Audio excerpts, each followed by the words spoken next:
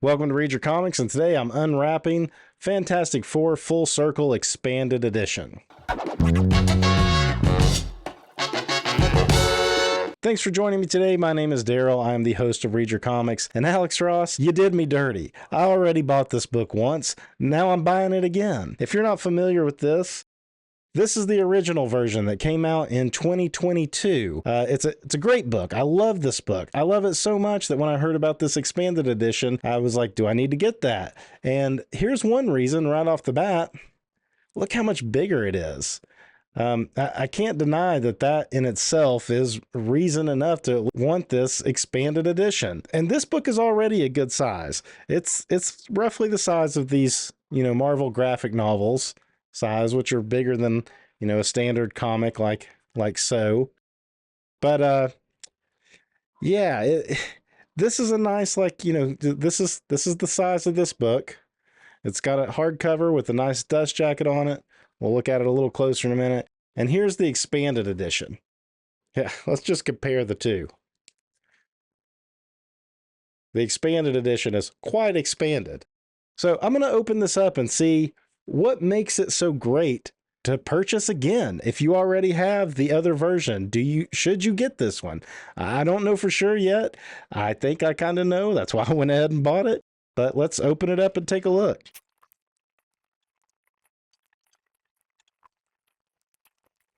All right, right off the bat, I can tell it's like a fabric cover, which is pretty nice. I mean, I do like that touch. It's something that Marvel, as a publisher, would not do.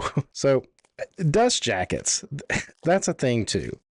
The original book is cool with the dust jacket, and I'll show you why in a second. But I don't love dust jackets. They're kind of annoying, right? We gotta always take them off while we're reading the book, and then you want to put them to the side so they don't get damaged, and then put them back on for the shelf and everything. Dust jackets can be kind of annoying, but they do protect something like this. Now, this is, I don't want to say it's a sticker. It's definitely raised up. I could see this maybe being able to be peeled off in some way, but this black edge is like a fabric, which is nice. So let's look at the back side, because the back had this paper on it.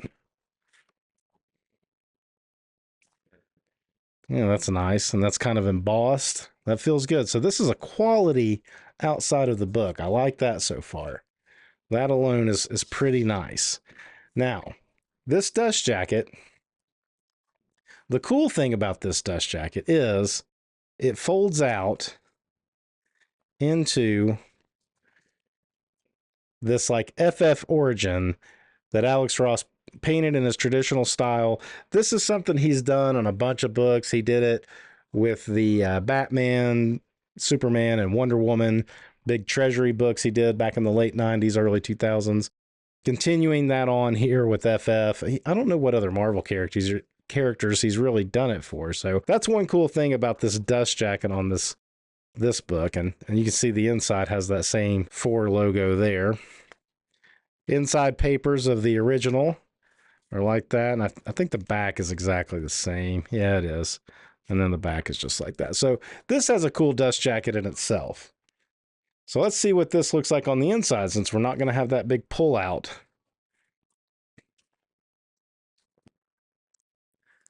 Inside paper is the same, just bigger. Looks nice. It's that little piece of fuzz on the inside. That must be from the fabric cover.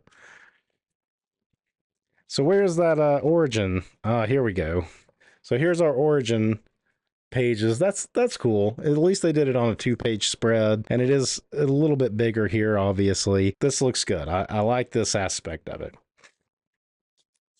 So if you're not familiar with the story, it's a really novel concept that Alex Ross had here. He did the art and the script. Doesn't really say who the story is necessarily by, but I think Alex Ross came up with the idea to revisit one of the best Fantastic Four stories ever, which is FF51. Came right after the Galactus trilogy, and it is the This Man, This Monster story. And I remember when this was being announced, the original copy there, they showed the original artwork, and you could see the character from that, and thinking, wow, nobody's revisited that in all these years, and here comes Alex Ross to do it.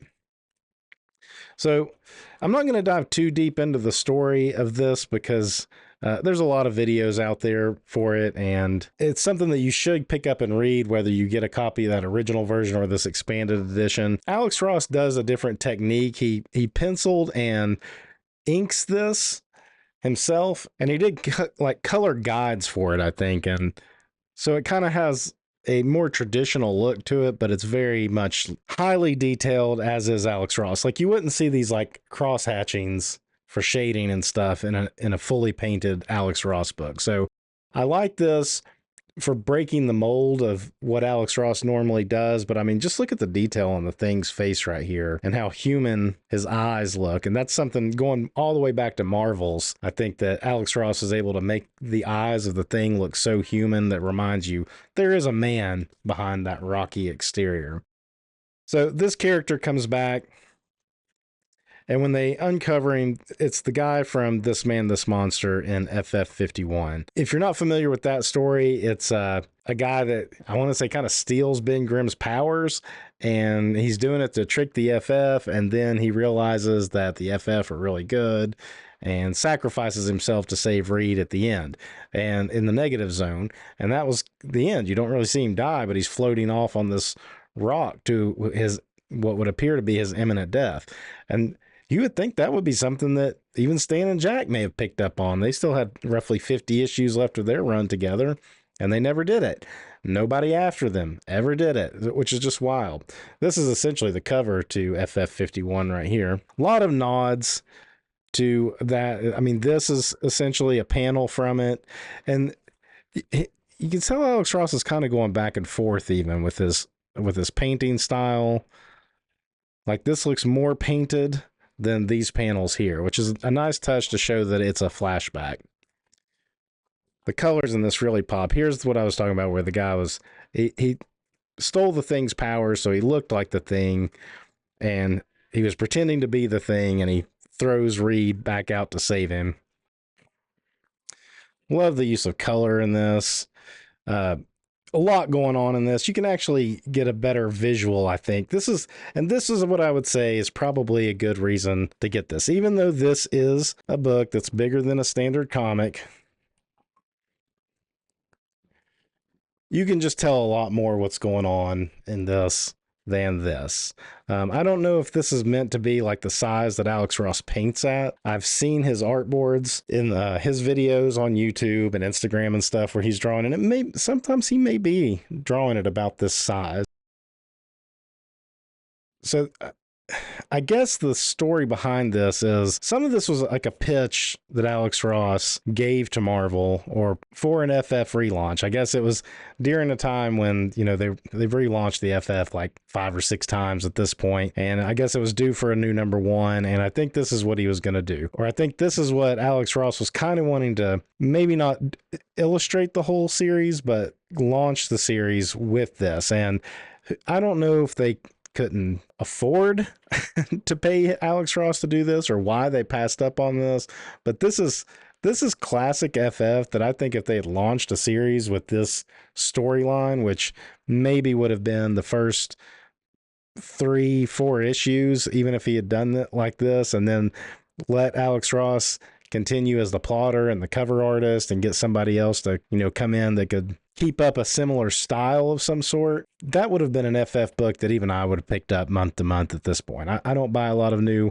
monthly books as it is, but I think if I'd seen this, I probably would have. This is straight out of a Kirby issue, this creature right here in the negative zone, except it's at a different angle. So all the little nods and details that Alex Ross squeezes into this book, I mean, it's more or less like a love letter to Kirby. I mean, look at the coloring here. This feels very like flat comic book coloring, and then when we go to these flashbacks again, you're getting a little bit more of his typical painted look. So these are the new FF uniforms that Alex Ross had kind of come up with that 4 logo that we saw on the back of the book. Fantastic cars with the classic vibe. I like this sideways angling here. This feels more Neil Adamsy though. Now, while I say this is a love letter to Jack Kirby, he does not lay the book out like Kirby. Kirby does not do layouts like 4 small horizontal panels and, you know, 1 big one at the bottom. He would have done probably just 2 panels up here and a big one on the bottom, maybe 3. This is not a typical Kirby layout. This is definitely not. This is more of like a Neil Adams type of page, this angle and stuff. This is also quite different from anything Alex Ross has ever done, even in like Kingdom Come and Marvel's. This page is incredible. Kirby, who did the photo collages, especially when he was doing the Negative Zone, and Alex Ross takes that and paints it. He paints it with even more little details. This is just an incredible 2-page spread right here. And again, this bigger size definitely makes this expanded edition a little bit nicer than that original book. So now they're in the Negative Zone. There's a cool Annihilus page right here that's awesome. And the first time I saw this page, it took me a second to realize it was Annihilus. Like I had to kind of pull back from it and to see it, because you just see all this color and stuff. It's wild. This character here is Janice. So Janice wasn't really part of the original FF run with Kirby, but there was like a leftover plot from Kirby in a few pages, and Janice was in that. But it's really John Buscema that kind of fleshed out this Janice character. So it's another kind of like full circle, so to speak, bringing it all back around. A lot of this was used in the promo art. This coloring is reminiscent of the blacklight posters that came out in the late 60s, using a lot of the Kirby artwork, particularly the cover. Oh no, it's not the cover. There's another page in here later on. Alex Ross taking a cheat page. Look at that.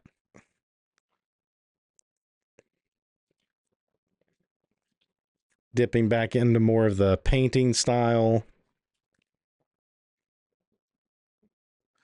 Again, this one in the original, being smaller, it took a second to really tell what was happening in it because of the monotone coloring. But this bigger format definitely punches it up. Look at this. Look at the coloring, the rainbow, almost in Mr. Fantastic stretching right there.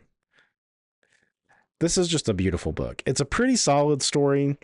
I'm not going to say it's the best FF story ever written. It's a good follow-up to FF51, and it's got enough adventure and a good beginning, middle, and end to where it's a satisfying read. But the appeal to this is really this Alex Ross pushing himself into almost probably uncomfortable territory. He does his painting style that we're all familiar with and his covers and stuff, and he can knock out one of those paintings in a day. This was probably a little bit more labor intensive for him because he does these tight pencils. If you've ever seen his sketchbooks, he does really tight penciling, and then instead of going to the painting, he's just inking.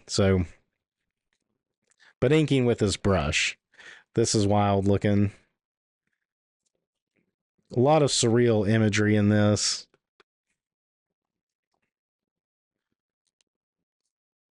Great perspectives. And if you're going to do a Kirby love letter, you've got to have this, foreshortening with things coming off the page right in your face. So I'm just kind of going through it real quick, just pausing on the ones that really, kind of blow me away. Both of these pages are great. And this is that blacklight poster I was talking about. It's recreating a page that I want to say is like FF11 or something. But there's a page where they're on an alien world and like they're going down, and it was a splash page and it got turned into a blacklight poster. And that's essentially what he's recreating here. It wasn't in the Negative Zone in the original story that it was from, but I mean, he's paying tribute to that with that image. But even this page, look how it's like she's using her force field as they're falling into the planet. And I think Johnny was pulling the heat away, but the fire coming off of the re-entry as they go in. That's awesome. You can play a drinking game, see how many times I say that's awesome throughout this video. Tearing the metal away, this is something that Alex Ross probably would have done a more realistic take. This feels very Kirby-ish, the way he's illustrating ripping metal. Look at the green around Johnny in all of this. I can't remember if that's a story point. It's been a little while since I've read this, but so we see the guy again. And from the beginning of the story, he didn't really die or evaporate or whatever it was that happened to him. He's back here and he's friendly. He's not coming after him. You got to love that Kirby crackle around him, the blue Kirby crackle. This is pretty wild too. He pulls his costume out because they need a piece of it to create something to get him back and to help stabilize him. He says, I've been living in this suit for so long. Thank you. I think it's going to help him get out of this crazy containment outfit he's in. But that's just a wild looking concept altogether, that he's able to cut his unstable molecules. So this ends not in a big fight, really. And I think that's part of the beauty of it.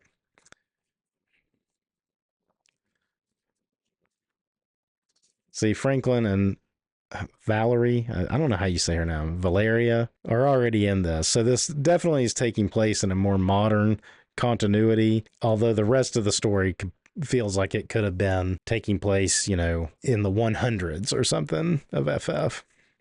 Beautiful book. So now we're getting to the back matter. This is the expanded material. So like I said, here's our whole story, right? That little bit right here. And the rest of this is all back matter. That is what makes it expanded. So let's see what's expanded. That is awesome. That's like a model of some sort that he has made. That's the cover to FF51. I said earlier that it was the cover. I really should have said the panel earlier that I said was the cover is the opening splash page to FF51. That's awesome looking. 3D model. I guess I'd have to read this to see if he sculpted this himself, because he will make little sculpts and stuff to help him with the paintings. There he is meeting Kirby. Oh, and now we have a reprint of FF51, and this is scans of an actual copy, so that's cool. You actually get like the same coloring and stuff. It looks like they definitely expanded the pages to fit this format, and that's an interesting choice. You could see here where the white or the off-white isn't meeting with this tan color they put it on. So that's cool though. So if you haven't read this story and you want to make sense of the story in the front, it's nice that they have this original story in the back. This is one of my favorite panels right here of the thing crushing the metal tube.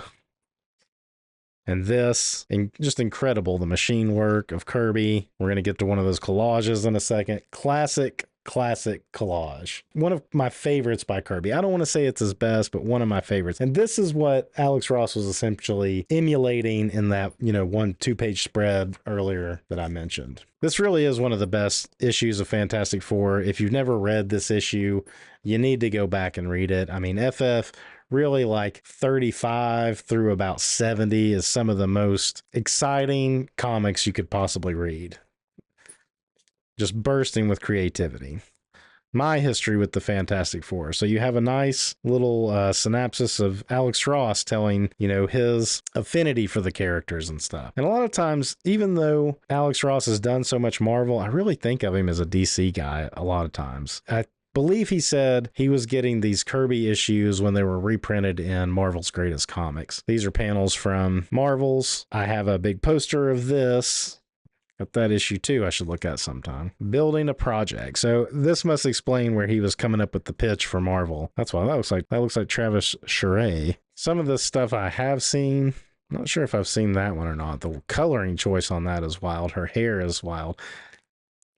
It looks like he was pulling from some of these things. There's that same picture, colored a little different, and I'm guessing that he was just testing out different palettes and so forth. Working on the lettering design, where he got the inspiration from there. So this back matter is pretty cool. So far, I'm saying this back matter is worth it. Seeing the different ways he wanted to play with the logo. I'm a classic Fantastic Four logo, so probably this one is my favorite. Which one did he? He ended up just going with, I don't really like the lowercase f so much. Yeah, that's what he ended up going with, but this one's probably my favorite of the, just on a quick glance. Because I like the original FF banner head. And this is his tight pencils. These are sketches for him. This is doodling and playing. Any other penciler putting down comic pages would say those are just type pencils. Can't say I love how that one's done. He's trying to get the Kirby squiggles integrated into the design, I think. That would have been hard to recreate every issue. So you can definitely see it here. I was actually just looking at a Jack Kirby collector that was analyzing some of the lines and squiggles to represent musculature and stuff that Kirby did because it's more abstract, and he's definitely playing with it right there. Guess this is an original, the pencils of the page. So yeah, this is definitely worth it. This back matter is worth it. And I'll say this book is not terribly expensive on Amazon. I don't like telling people to go to Amazon. I would have tried to buy this on in-stock trades as kind of my go-to, but they did not have it. So I got this off Amazon. It has a retail price of $60, but they only had it for 40. So, get it before it sells out. $40 for this isn't bad, especially if you want to, take the time to read all this back matter. So there's the two panels. He's showing, so it's actually straight up showing where he got certain things from. I guess really that panel altogether is there. That's that. Oh, so that's pretty sweet. What's funny is looking at this is there was a time that I was going to get the original book out with a copy of FF51 and basically do this that he did in the back of this book. No need to do that now.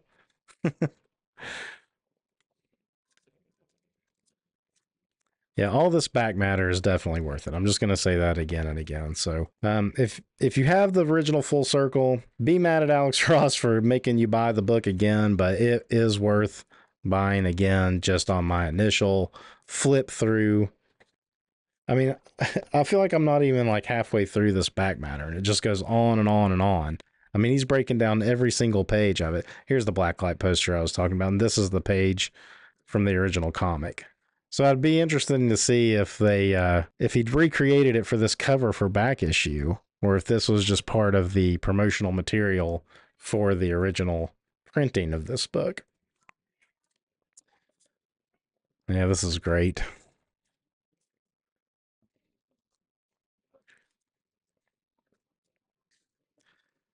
Well, kind of running out of things to say. Work in progress. So here's the thumbnails for it. A lot of process stuff. If you're down for wondering how comics get made, man, this is detailed. This has got the whole book. Yeah, you got thumbnails for every page of the book. Black page even. I said he took a break. I was just kidding. I think there are times that a monthly artist will take a break and do something really simple for a page. But I don't think that's what Alex Ross is doing. I think it did serve a purpose in the story. And there he's just going to use that image that he did again.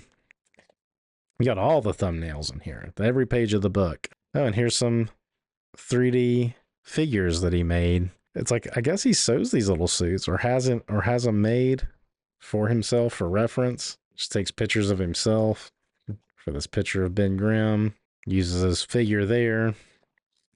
Yeah, and just photographing himself now. He used to use more models and stuff, but I guess I think I heard in an interview where he said he's gotten to a point where he can just photograph himself in the poses that he wants to be with the lighting the way he wants it, and then he can, create the faces and likenesses however he wants. Now here's the pencils for that origin page.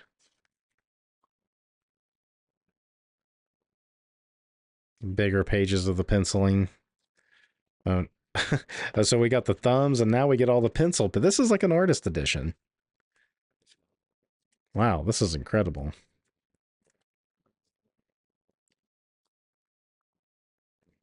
I mean, look at that. Just all those little squiggly lines, but again, tight pencils. So he was able to just kind of ink over this. And I wonder, did he pencil a page and have it photographed so that it's preserved and then ink over it, or did he ink over copies? I'm going to kind of skip through. Wow, look at that page penciled. It almost makes you want to have a second one to look at. Oh, I've got one. Wow. I mean, the coloring really punches it up, takes it to the next level, but that's insane. Well, I was wondering what I was going to do with my original copy, but I think I just discovered the use for it. There's the black page. So you get the story a second time, all the penciled pages. That's a great page there. Let's pull this over and look at it again. Let's look at that one. Compare the pencils to the original print. Just take a slow look at it.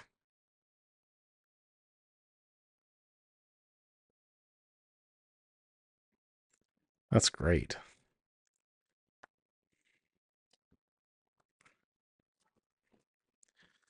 All right. Have I sold you on this yet?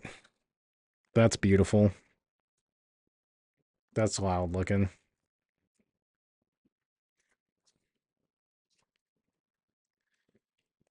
All right. Wrap up the story here. What else is... I mean, we've still got this much more material to go. Is it... Oh, and then you do have the inked pages. Look at that thing.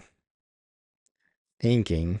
So in here, definitely going to give you the process of how he did the inking. So this would be interesting to read. You definitely see it more of like standard ink lines there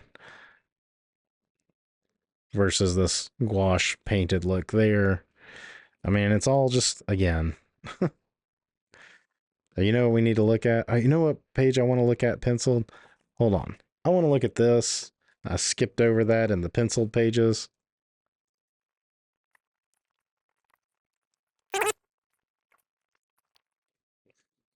So here's the penciled pages of, like I said, he's recreating that collage look of Kirby. Here's the penciled page and the inked page.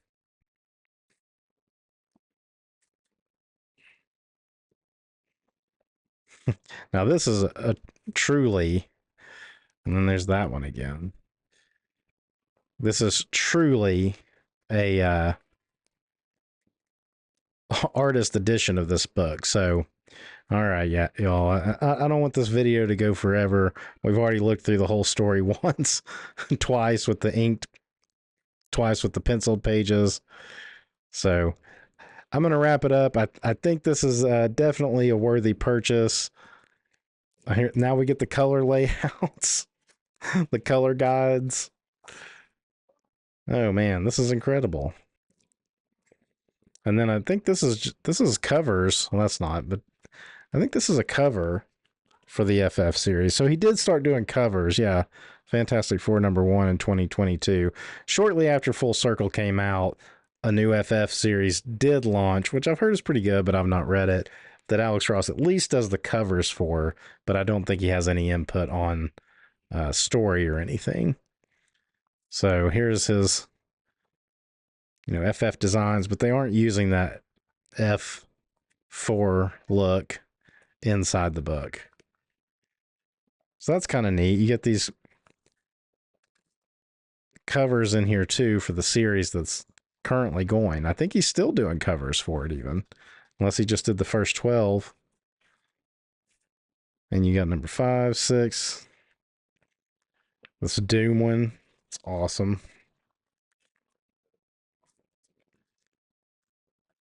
Wow. I don't think I've seen that one. But these are more his typical painted covers, and that's not too old. So what year did that one come out? 2023. That's insane. Looks like something out of a good sci-fi movie. 1819. 2024, number 20 and 21. So I don't know if he's still doing it. Yeah, that one's definitely came out just over the summer. So 2024. I don't know when this expanded edition came out. Yeah, this is a worthy book. I'm going to endorse this one. Alex Ross, I forgive you. While yes, I'm still a little annoyed by having to buy it again, I think this was a worthy package. Probably hold on to this original one too for a little while anyway. I thought about, now that I've got this big one, maybe I get rid of this, but I don't know. Pulling it out to compare the finished pages to those process pages, that's an appealing idea to have the two together. So there you go. Fantastic Four, full circle, original, expanded, a worthy book to have in your collection if you're an FF or Alex Ross fan in either format. Until next time, read your comics. Thanks for watching. If you enjoyed my breakdown of this issue, you can support the channel by hitting subscribe. It costs you nothing and helps other comic fans find the channel. You can also visit readyourcomics.com for cool merch, like this. Read Your Comics isn't just a brand, it's a mantra. And when you wear a Read Your Comics shirt, you are helping spread the word. For more classic comics conversation, be sure to follow me on Instagram at read.your.comics. And if you're still here, why not watch one of my older videos? Here or here.